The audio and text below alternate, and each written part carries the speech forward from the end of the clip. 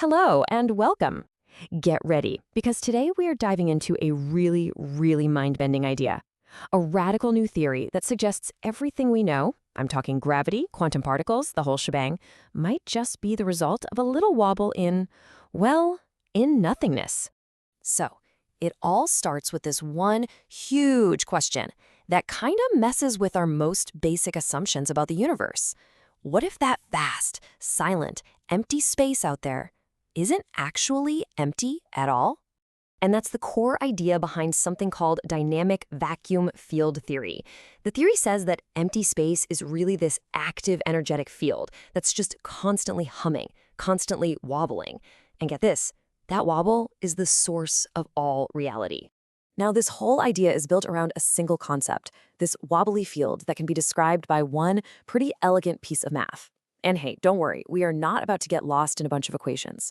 We're going to break it all down into simple, easy-to-grasp ideas. And there it is. Now, I know what you're thinking. Whoa, lots of Greek letters. But trust me on this, it's actually a beautifully simple way of just describing two things happening at the exact same time.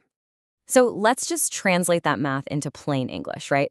That first symbol, phi, that's just the field itself. But it's really made of two key parts. You've got rho, which is the field's strength, and then you have theta, which is all about the timing of its wobble. That last little bit, the e to the I theta, that's just the math part that makes the whole thing You know, a great way to picture this is to imagine that at every single point in space, there's a tiny spinning arrow.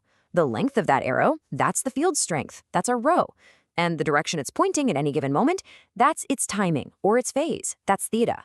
The entire universe, then, is just this infinite ocean of tiny spinning arrows. Kind of cool, right? Okay, so let's zoom in on those two key ingredients we just met. The strength, rho, and the timing, theta. Because it turns out, these two simple concepts might just be enough to build everything we see around us. All right, first up is rho. Just think of this as the field's amplitude, its raw strength or density. It basically tells us how much energy is packed into the vacuum at any one specific spot. To make this super intuitive, let's go back to that ocean analogy. Think of the vacuum as an ocean. Rho is simply the depth of the water. So deeper water means more energy, and it's harder to move through, which is basically what we experience as mass and inertia. And when something like a planet shows up, it's like dropping a big rock into this ocean. It changes the depth, it changes rho, and that creates ripples that we feel as gravity. Okay, so now for our second ingredient, theta. If rho is the strength of the wobble, then theta is all about its timing. It's the phase. It's what tracks exactly where the field is in its rhythmic, repeating cycle. So in a totally empty, calm vacuum, theta just ticks forward at a constant rate. You can picture it like a perfectly synchronized universal clock. But when that timing gets out of sync from one spot to another, it creates a slope, or what physicists call a gradient. And that slope creates a pull. And that pull, according to this theory, is the force of gravity. But this brings up a huge question, right? If this field is everywhere, why is it even wobbling? Why isn't it just sitting perfectly still at its lowest possible energy state? And it's a great question. I mean, physics tells us that systems always look for the path of least resistance. They want to be in the lowest energy state possible. So why would the vacuum have this constant, energetic hum built into it?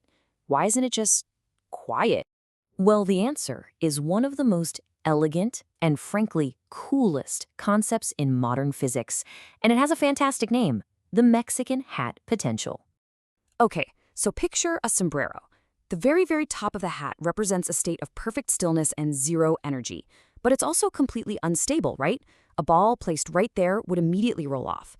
And where does it roll? It rolls down into the circular brim of the hat, which is the true lowest energy state. This process, this act of falling into a lower, more stable energy state, is what physicists call spontaneous symmetry breaking, and it's the thing that kicks off the constant built-in spinning, the wobble of the universe. Okay, so we've got a wobbly field of strength and timing, and it wobbles because of this metaphorical Mexican hat. But, so what? What does this all actually mean? How does any of this help us explain reality? Let me give you one more fantastic analogy for this. Think of the entire universe as a giant jello mold. When you introduce matter, like a planet or a particle, it's like you're poking the jello. And that poke creates wobbles that spread outwards. And those spreading wobbles, well, they cause everything from the pull of gravity to the strange dance of quantum mechanics.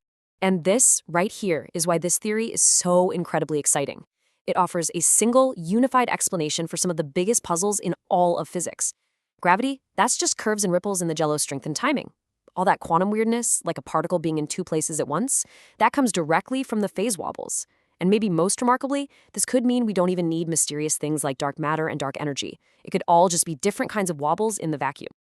So it leaves us with this one profound final thought. What if everything we see, everything we are, from the biggest galaxies down to the tiniest subatomic particles, is really nothing more than a complex, beautiful, and constant wobble in an otherwise empty void? It's something to think about. Thanks for joining me for this explain.